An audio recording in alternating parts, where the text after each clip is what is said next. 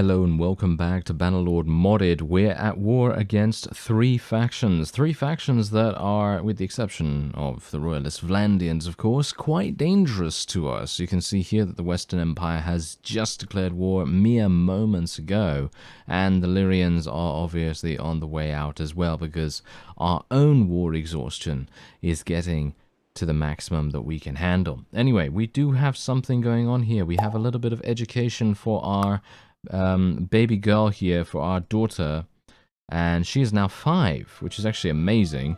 And let's see, what do we want to do? Well, it really depends on what we're going to get her, obviously. I mean, I don't think they can actually get above 10 in these skills, so I'm not sure if they're really giving me the accurate information there. So that's a little bit shall we say, misrepresenting the benefit of it. But yeah, wins wrestling matches seems like a good idea. Seems like she's going to be a two-handed weapon user, this one. Sounds fun. Why not? And what else do we want to go for here?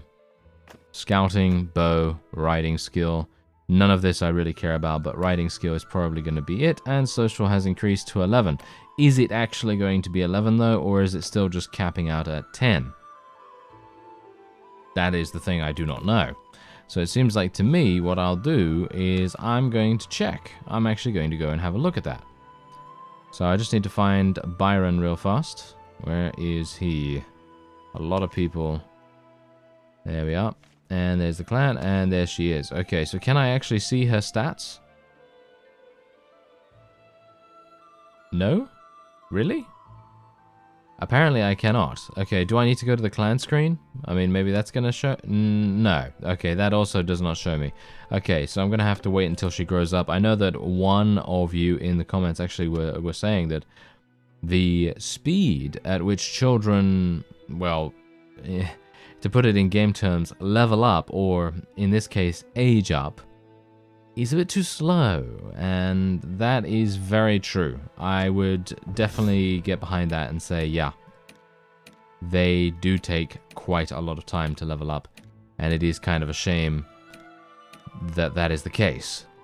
Because now it's basically going to mean that we'd have to play for another 10 in-game years. Yes, 10 in-game years for us to see any change whatsoever in our young daughter there. So that's obviously a bit of a problem. Anyway, we're going to be going into Jalmaris here in just a second.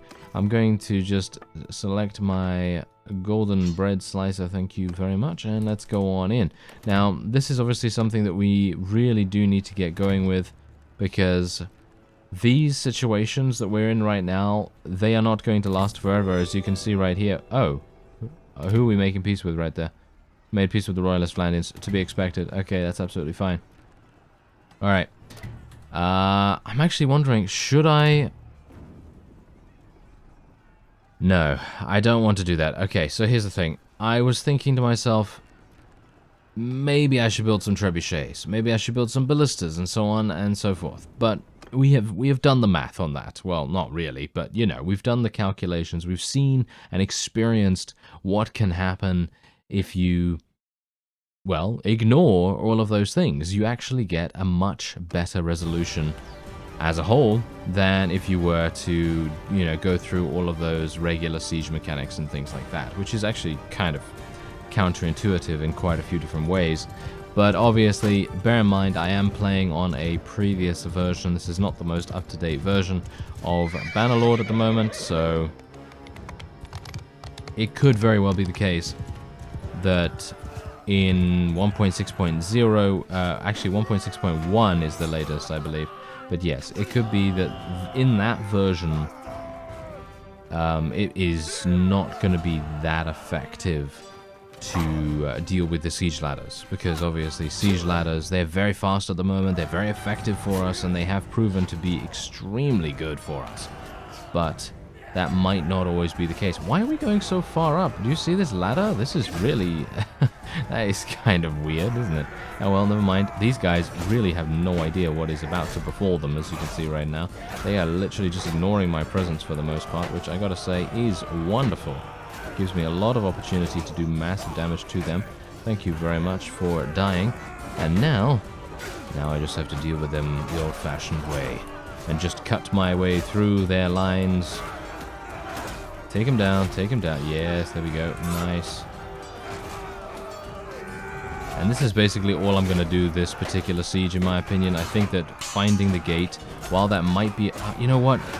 I don't know. Okay, so my main thing right now is to clear the battlements, okay? So let's clear the battlements, and then what we'll try to do is, as we move forward into the courtyard, I will attempt to open the gate, and then we'll see whether that makes any difference. But as it stands right now, I'm basically just wanting to assist our units and try to prevent them from getting taken down by such a large number of people, especially considering they are bound to outnumber anyone coming up the ladder at this point, and we really do not want that. So let's just try and eliminate these people. There we go. A bunch of archers coming in as well, which we, of course, will slaughter as best as we can.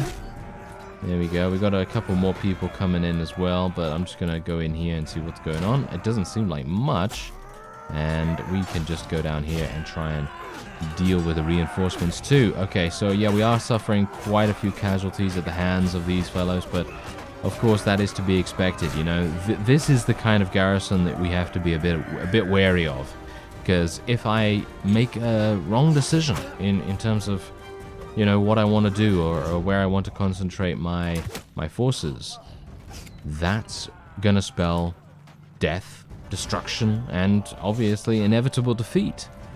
But if I make a good decision, then that's less likely to happen. That doesn't say it's impossible, of course, but that is less likely to happen in that regard.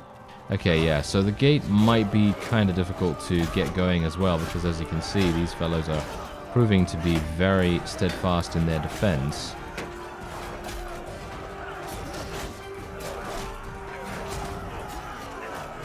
And now the only thing that we have left to do is pretty much just guess how many kills I'm going to get towards the end of this particular siege. As you can see, we're having some major problems right here. Now this is exactly what I'm talking about with garrisons that can actually do something, because obviously in the last, well, couple of episodes really, most of the sieges have not been too challenging, and that is obviously to be expected, because most of them we've been fighting relatively weakened factions. They don't have a significant amount of very good... Ow, did I just lag right there? Okay, apparently I lagged on the death right there. That was, yeah, it's kind of annoying. Oh well, whatever the case. As I was saying, basically all of our previous episodes we've had sieges where we've just been like, oh yeah, that was pretty easy for us to do, right? Well, of course, the only reason for that is because the enemy just didn't have the units. They just didn't have the units to be able to fight us, and they didn't have the numbers, and generally they were just outmatched in almost every single regard. However, in this one, look at this. They're putting up a really big fight. Even though they're still losing, they might actually end up doing some significant damage to us. So much damage, in fact, that we may even have to retreat away from Western Empire territory in the meantime, get some new units, and then come back fresh with new forces in tow, which is certainly going to be very, very uncomfortable, because actually, to be expected.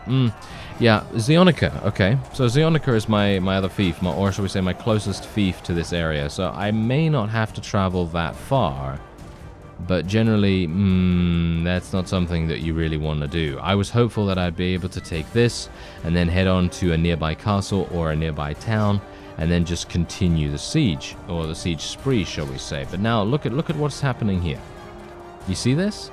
They're actually catching us up with the amount of damage that they're able to do. So this is exactly the kind of situation where I would recommend going after the walls. Because ladders in this case, while they may be good for garrisons that have less units inside or units that are not particularly good, for those garrisons that are actually really well outfitted and have good units and outnumber you and all that sort of thing, ladders are not enough. As you can quite clearly tell, we lost 158 people from our army there, which is significant, to say the least. That is not something that I can just write off and be like, ah, yeah, you know, that's okay. I mean, technically it is okay because of how we have set things up for ourselves, and I can quite easily, you know, replenish those numbers. But that's not to say that I'll always be able to do that, because as we've seen, sometimes I just don't have the units to replace them, you know. Sometimes it's a very uncomfortable situation to be in, because I might have, you know, only tier 3 units or something to replace them with. And that's obviously going to be kind of bad. But anyway, we were able to achieve victory nevertheless, and Jalmaris is now going to be, oh, garrison with 134 troops. That's pretty nice. But yes, this is absolutely perfect now, because as you can see, while we are still at war against the Lyrians, which is obviously something very annoying, the war exhaustion is about to kick in relatively soon, and we do have some Western Empire fiefs up here as well, but I decided to concentrate on consolidating our territory down in the south here, and that's exactly what I'm going to try to do. Now, if I can go over to Zionica and get some units out of the garrison there, and then move on to the next siege, then I think we'll be in a pretty good spot. But if Zionica does not have a very good garrison, which is maybe probable at this point, no. Alright, they're doing pretty nicely, as you can see right here. So I'm very happy about that. As you can see, we're also gaining 64 upgraded troops in the meantime as well, which is also fantastic. And what we're going to do is we're just going to take a couple of people right there. We're going to take a couple of archers as well. Just got to make sure I'm taking the right ones.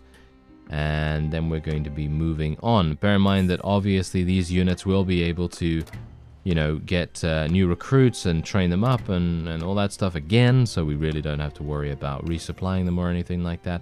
But now we're just going to be placing these units in here with this guy, and hopefully he's going to do a good job of commanding them. There we go.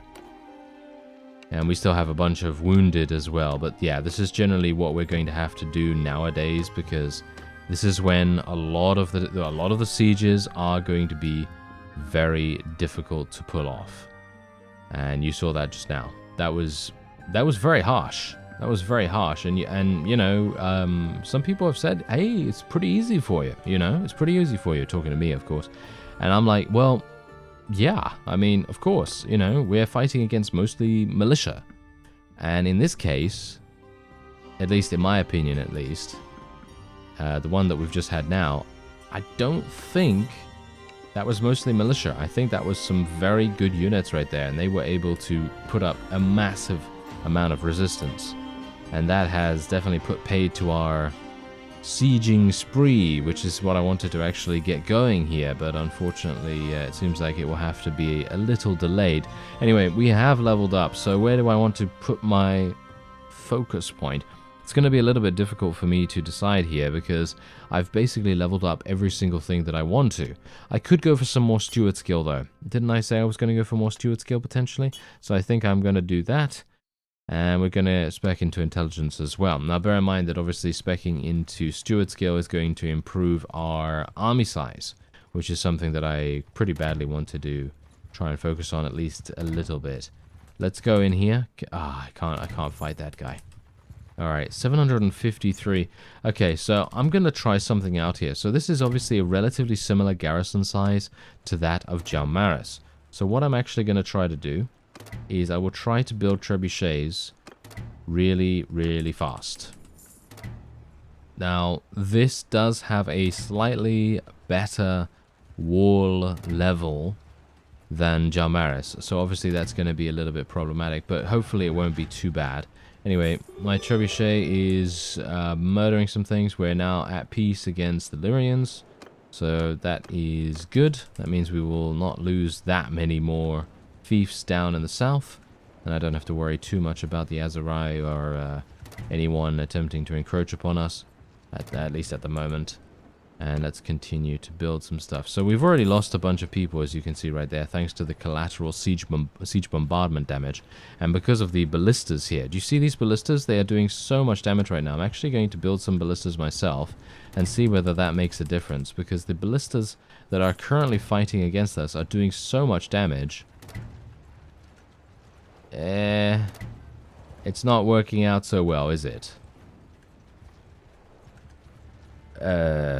We've got an army here as well. This is really bad.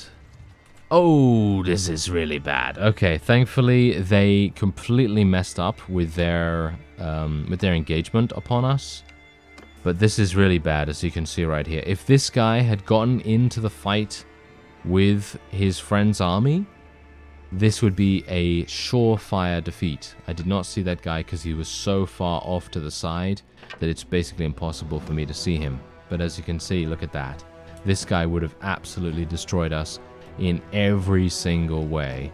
So this is where things get dicey. Oh yeah, things are going to get super dicey, and I'm not entirely sure if we're even going to be able to achieve victory here. Thankfully, this is one of the maps that does seem relatively simple for us to win on. It's one of those, you know, it's the one with the bridge in the middle and the river running through it and all that stuff, so it might be easier than we anticipate. Oh, apart from the fact that there is a tree that I wanted to run into. Fantastic. Oh, nice. We actually did do some damage to that guy at least, so pretty happy with that. That's a good start, he says as he then proceeds to get shot in the face, which no doubt will happen in about 2 seconds. 1, 2, no? Okay, apparently that did not happen. But still, very likely, I think. Very likely for that to happen. Anyway, let's get some archers over here. Let's put them into a loose formation. Let's get our cavalry to do their own thing. Once again. So horse archers and obviously regular melee cavalry and things. They're going to just go around and try to skirmish with the opponent a little bit. And I'm going to try and counterattack against the enemy's cavalry as well. It seems like there are a couple of Palatian units in amongst them, which I'm not a big fan of. I'm not entirely sure how good the Palatians actually are. That's the one thing that we really do need to look at, I think. Because it seems like I haven't really done the research on our new opponents. I mean, I know that they're pretty good, but I think they're on par with a lot of the other cavalry, so we shouldn't have to worry too much. But if they have a lot of those... Oh, we actually killed one of the enemy lords. Fantastic. Look at that. Well, I think the only thing that we can really worry about is if the clan is eliminated. If his clan is eliminated, then we might have some issues if it causes the game to crash. But if it doesn't, and if we actually have the opportunity to progress onward, then that's just going to give us an overwhelming advantage in, well, the near future, because this guy's not going to help out his friends, not going to help out the faction that he's employed to help, and we're going to be in a much better spot. So hopefully that's going to happen, but if not, then, well, we'll be having a wonderful crash after this, I guess.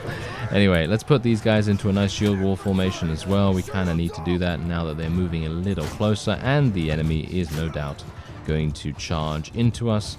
Thankfully, the cavalry that we've set up to do auto-delegation, they're doing a nice job as well. They seem to be doing some nice little hit-and-run attacks every so often. And that is definitely proving to be quite strong, I think.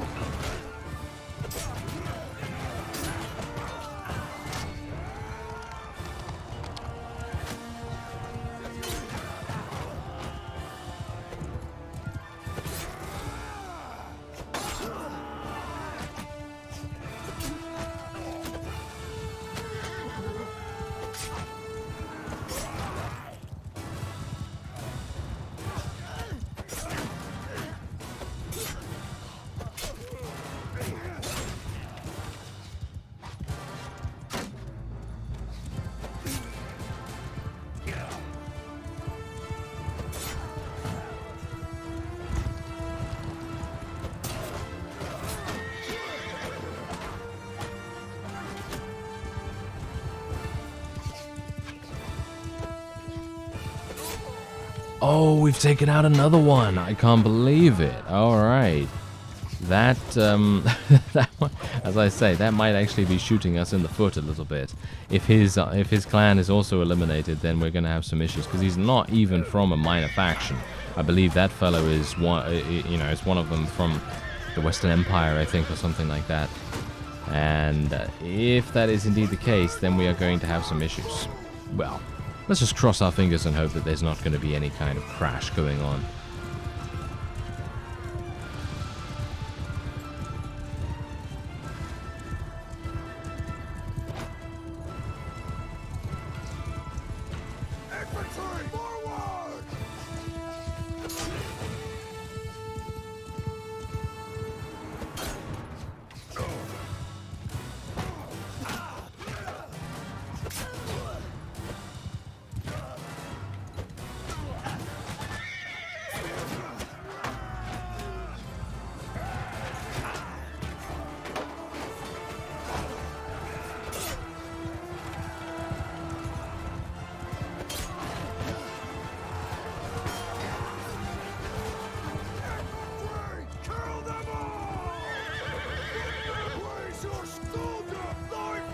Alright, we're going to go into a line formation for our infantry now. I feel like they've kind of stayed in shield wall for far too long here. Because obviously, eventually, you're going to need to attack, you know? You can't always stay on the defensive unless you're, you know, the perfect turtler. If you're going to use a real-time strategy game term.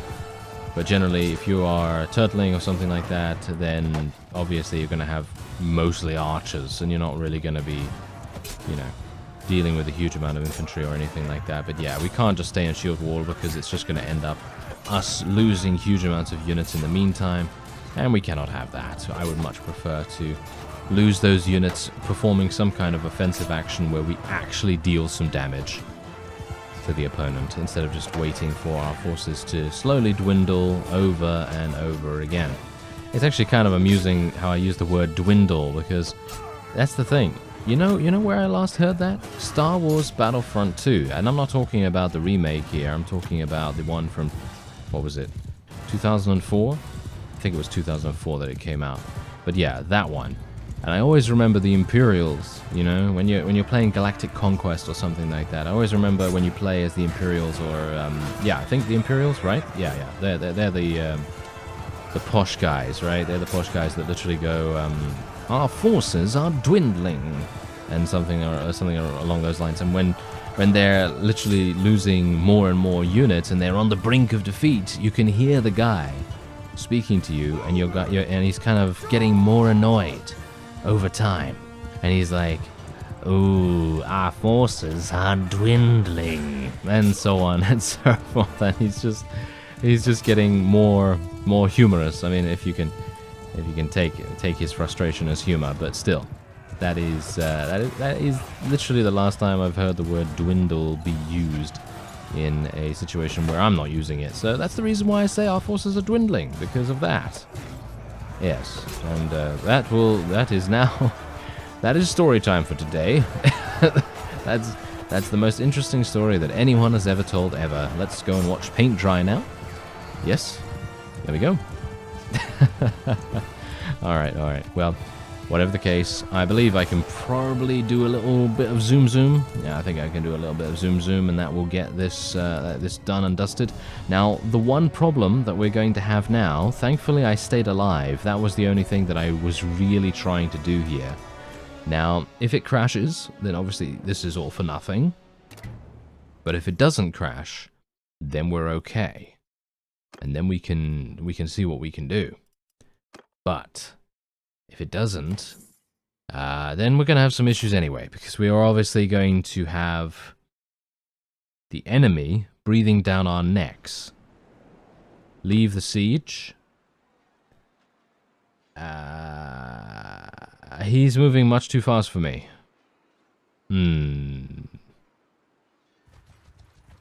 I don't think I'm going to be able to get away from this. 1.6. No way. I cannot escape this. We don't have to come to blows. What would it take? Okay. Can I give you something? I mean, I have a lot of stuff right here. I have a lot of stuff. Let me see if I can just... No? Okay, that's not going to do anything. Okay, let me just reset that then. What about if I give you... Oh, look at that. He's actually happy for me to give up a town, and then he's fine. So what about... what's the last town that I took just now? What about Jalmaris? Look at that. I can literally give him Jalmaris, and then that is absolutely fine. Wait a minute. Look at that. He's actually happy to do a trade? That is foolish. I feel like that's foolish of him. Is that just me? He's actually willing to give me 41,000 as well. So I can literally take all of his money. I can take Omor. Wait a minute. Let me see if I can do something a little bit more useful here. What about my money? How much does he want? Wow, this is worth more than 419,000 for him? Really? Jalmaris is worth that much? I don't believe it, to be honest. Okay, well, let's see. No, Hongard Castle is not gonna do. What about Revel? that's not going to do either. So Jarmaris is very good, as you can quite clearly tell. Jarmaris is something that he really, really wants. Dunglanis is relatively similar as well. That's very interesting, because here's the thing. If I give him Jarmaris, that's really easy for me to take back. And I also get Omor. I don't understand why he's doing this, to be honest. Well, needs must, I suppose. Let's do it. There we go. He's going to leave me alone now for 5 days, which I very much appreciate. Thank you very much. And I cannot attack him for 5 days either. So obviously that's a bit of a problem. Now let's just take a quick note of when this is. Autumn 5th. Okay, yeah, so there's Jarmaris right there. And as you can see, there is a pretty significant garrison, because obviously my units were put in there, but they're not going to be that difficult for us to deal with. Not that difficult, at least. They're going to be kind of tricky, but not as bad as me being defeated in that particular situation. And we also gained Omor as well. As you can see, Omor's all the way up here. So I feel like that was a worthwhile trade. Is that just me? I don't know. I feel like that was a good trade. And we'll see in due time whether I am correct about that. Because as I say, I feel like Jarmaris is going to be relatively easy to take back as it is. I don't think the garrison is going to be standing in our way too much. The only thing that's going to be standing in our way, however, is those armies that have near 1,000 and indeed well over 1,000 units in each of them. So that is obviously very intimidating indeed, but you know, what can I do about it, I guess. Anyway, there you go. We're just going to sell a bunch of stuff. Thankfully, I didn't even have to give any money either.